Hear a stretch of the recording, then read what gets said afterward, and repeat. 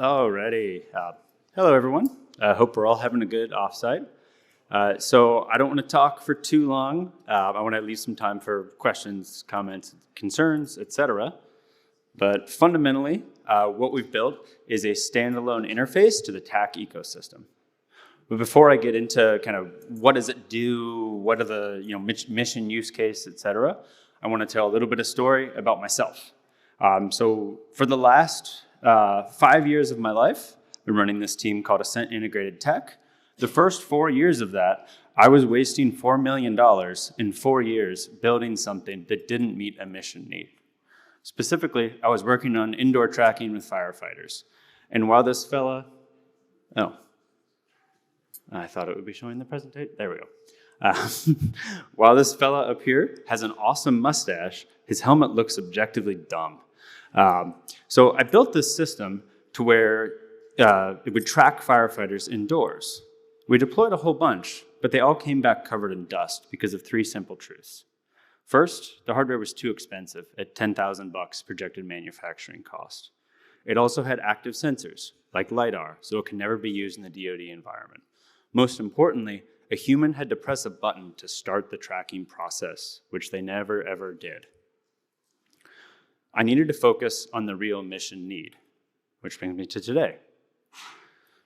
The mission need that I found out is there's a problem with TAK. We're all here because we love TAK. I'm actually considering getting a TAK tramp stamp tattoo myself because it's freaking cool, right? It's this expandable architecture. It was built 15, 20-ish years ago to stop fratricide. It's beautiful. Dots on a map. It just freaking works. It's robust. But wherever my phone is, that's odd, wherever my phone is, a map on a chest works fantastic for a team lead. And there's a lot of people that it works great for. But most people need to populate a map. They need to show a dot where they are. They need to call an alert if they have an issue. They need to drop a relevant point. They need a better human-machine interface to the beautiful, robust ecosystem that is TAK. So the reason why I told that story about me wasting $4 million in 4 years of my life is to reflect on design architecture. What I didn't build in at the time was a very robust design architecture that we have now with WearTAK Mill. When the watch is on, it connects to a TAK server. In any way, shape, or form that it has internet, and all the comms architecture in a little bit, it pops up. It is vital that all data from these watches populates across all of the TAK ecosystem. No plugins on any device or server, no plugins on any phone, no phone parity, no server modification, no non-TAK servers, and no data ever goes to non-government TAK servers. So, for example, here's WearTAK Mill data, including our physio data, showing up in Nate's baby, TAKX. The other thing is that WearTAK has to be built to require no user interaction at all. So these are some joint jumps that I'll talk about at the end of the slide that we did. It took 2 minutes to train this Army jumper how to use WearTAK. If we were to teach him how to use ATAK, it would have taken 2 days. But we spun him up in 2 minutes how to be a dot on a map and how to call for help when there was an issue. At the end of the day, WearTAK pushes the data that it provides, where human, how human, call alerts, drop points, etc., to whatever tool that the mission needs. So whether it's TAKX or WinTAK or CloudTAK or WebTAK or DTAK or ATAK or ITAK, doesn't matter, it pushes. And I always have to come back to what does the user need the watch to do as a human-machine interface to TAK? And I have to translate those requests into operational capabilities. For example, I get asked all the time, hey, I want a map on the watch. People aren't really asking for a map on the watch. What they're asking for is I need to know how far away XYZ is and how do I get there? What's my range and bearing? Always have to take into account too, what is a watch task versus a phone task? If someone wants to look at a map, they have a fantastic device that usually sits here where they can look at a map on, but they don't need it. Because at the end of the day, a watch screen is tiny and one-handed, unless you're some kind of a mutant with 3 arms, WearTAK is predominantly a passive system. It's a way for team members to take part in the TAK ecosystem and be monitored and protected without the full cognitive and cost load of a full ATAK end user device.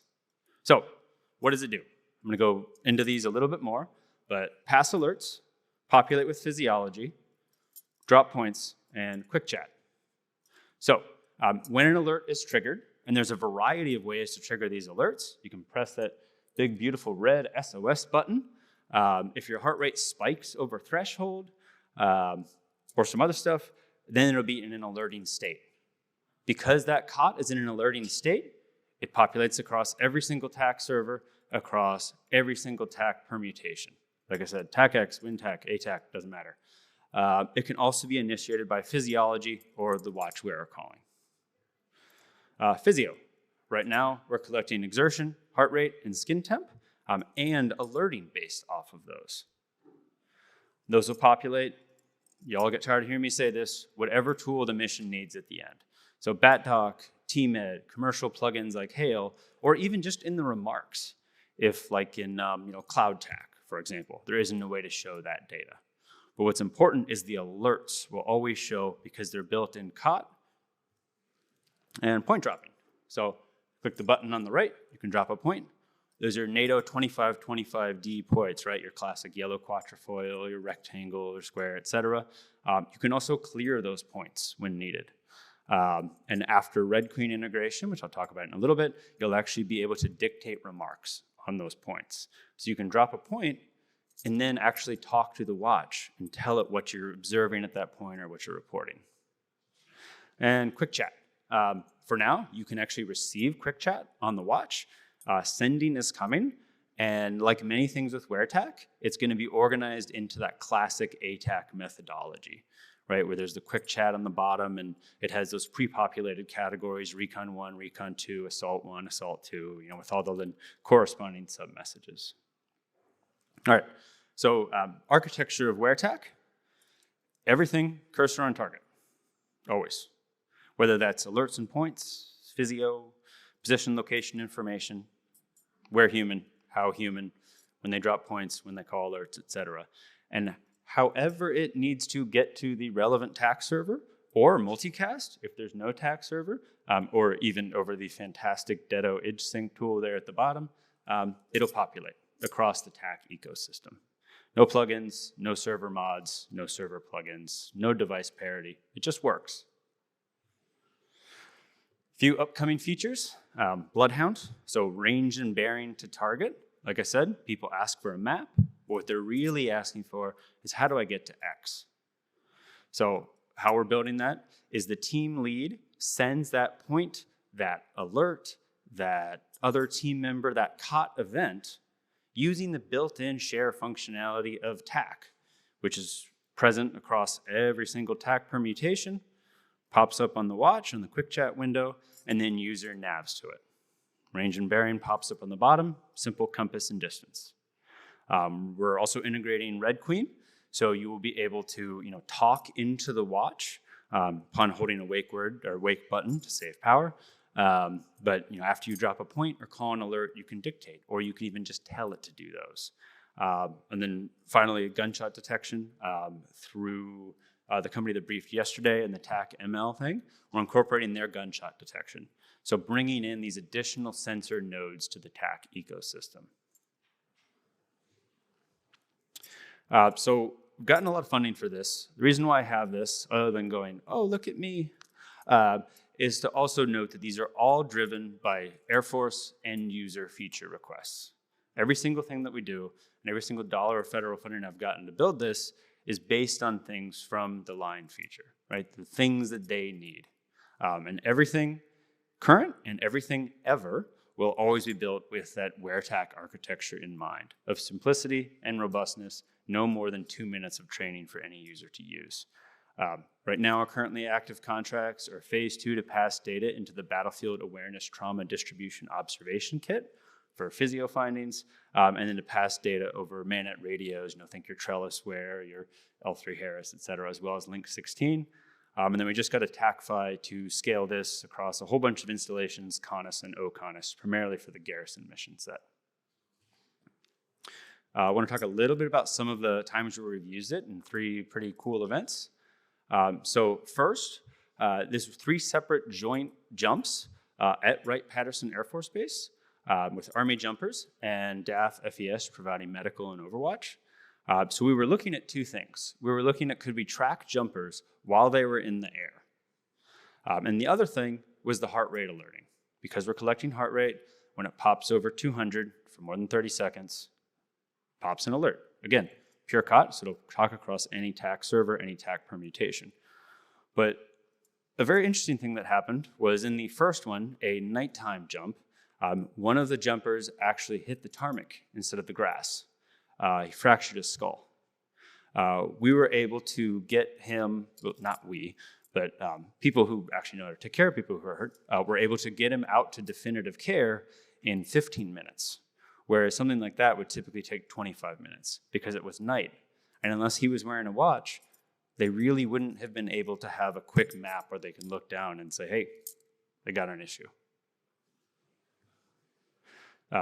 Second use case for using it is the SEER training over at Fairchild.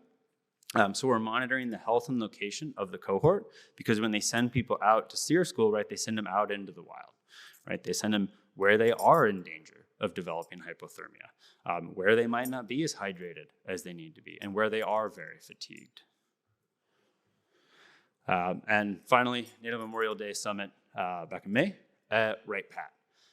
So this was really cool because it was a joint collaboration between Civ, DoD, and Fed. 26 teams, disparate teams, and they were monitored by 50 watches we provided, and it all passed back into that Air Force server. There were 12 incidences that actually happened off base, and these watches were able to help them provide, with additional clarity and task their resources more appropriately. There is on the left there, one of the Dayton PD wearing the watch and a super cute dog. So I just wanted to include that picture. So probably have questions. 2 questions I know that I'm gonna get. First, Samsung is cool, but can this work on a Garmin?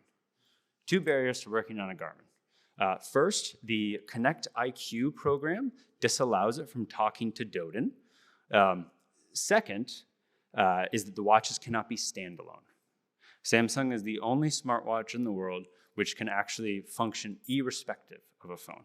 While there may be other LTE-based smartwatches, there still has to be a 1-to-1 parity between phone and watch.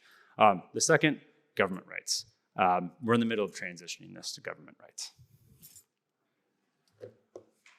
Questions, comments, concerns, riddles? I understand the drive for the standalone use case, like it makes sense. Is there an option for, or coming in the future, for a paired functionality as well? So, as one of those guys who's frequently had the EUD on my chest, there are times I want the richer context and functionality of the EUD. There's times where I want that thing flipped up, and having that simplified functionality on the watch can be very useful for things like checking a chat message. Yeah. Or quickly hitting an SOS without having to drop my EUD down. Absolutely, yes. So there will be a WearTAK ATAK companion plugin. Try saying that 5 times fast. But there will be one because I absolutely do see that mission need of when you're getting close to a target and you want, not a map here because it's a tiny freaking screen, but when you want, a bloodhound there, or you want to quickly see TAC chat or quick dot point, whatever. There is a mission need for that. There will be a WearTAK ATAK companion plugin. That is the biggest use case that I can see for it. I think there's some interesting, cool things we could do too, where we have, one sensor here and one sensor here on the watch, and it can compare those and find new insights. But yes, there will be. Okay. Today, no, but it is coming. Good. Great, thank you.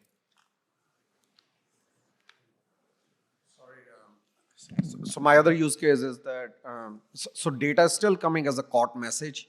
Yep. But it could be a specialized COT message where COT types and COT types are like supposed on our phones, they are specially handled by plugins only. They are not one of those generic chord types that WearTAK can handle. So how can a watch, if the watch has to be standalone, no plugin code, how will it handle these kind of scenarios if this watch was supposed to be a no plugin code? Yeah, fantastic question. So if we were sitting here having a conversation, I would say, hey, let me show you in this settings menu. But unless you are descended from an eagle, your eyes are probably not that good to see all the way up here. So there's a few other partners that we have integrated, their plugins that we've integrated. For example, Hail by Rain Technology Solutions. They provide a physio dashboard. In WearTAK, when you go into, you click the call sign, you scroll down. There's all kinds of settings and third-party like tie-ins, essentially. And that one, for example, for Hail, when you turn that on, you can configure the settings for Hail. What that also will do is populate in that specially tagged portion of the COT message for that specific plugin. Does that answer your question?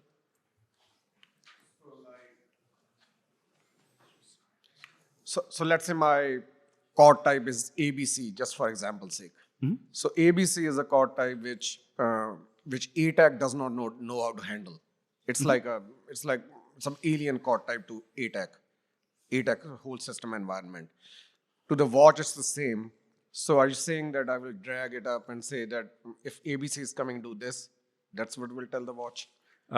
So if I understood the question correctly, it was, can it interface with other plugins? Yeah, on WearTAK, what we are doing is that if we're getting we are sending, our backend system is sending this cursor on target data through tech server, and WearTAK, there's a plugin says if I get these UIDs and cursor on target chord types certain, then don't handle it in a generic way. Yep. Ignore them and let plugin handle it. And then plugin says do this and this with it. Yep. So in the settings, and we have 3 or 4 different examples of this now, you would turn on the specific setting that relates to whatever specific plugin that it would interface with, and then it would modify the COT message in that way. My point with the whole no plugins, et cetera, is there will never be a situation where WearTAK will have to have a plugin to do its base job. It can be modified and change that COT message if the other plugin is present, if that's enabled in the settings. So the way we are trying to promote this is as this WearTAK is that you get what it is and you use it as is. No mods needed, no mods provided to the WearOS. So basically, like in WearTAK, right? When we get the WearTAK, we get we have the freedom to develop a plugin. Correct. And it can interface with any plugin if needed, right, but it is not relying on that for the existence. If something is not given in there, we can do it. Yes. So with the WearTAK, since there's no plugin architecture, so it would be more or less promoted like this is WearTAK, use it, and there might be some configurations you can do, but it is like kind of uses as is, right? That will be the theory behind it. The no changes intended. Okay. Yes, correct. And do we have actually the demo coming up on the WearTAK at some point? I mean, you can come over there and I'll demo for you. Sure. Yeah. Hey, just a quick question. How long is the battery runtime with and without a phone while active use? Yeah, so there is no way currently to interface with a phone. Like I said, a WearTAK ATAK companion plugin is coming. So if you set this to 60 seconds as your reporting rate, so for example, right, you could set it to 60 seconds reporting rate. And then if it's an alerting state, whether that's user-initiated alert or heart rate-initiated alert or the gunshot detection-initiated alert, like I mentioned, is coming. If it's in an alerting state, then it would be 1 second, 5 seconds, whatever. But if you have it at your default 60-second reporting, then on an Ultra, you'll get about 12 hours.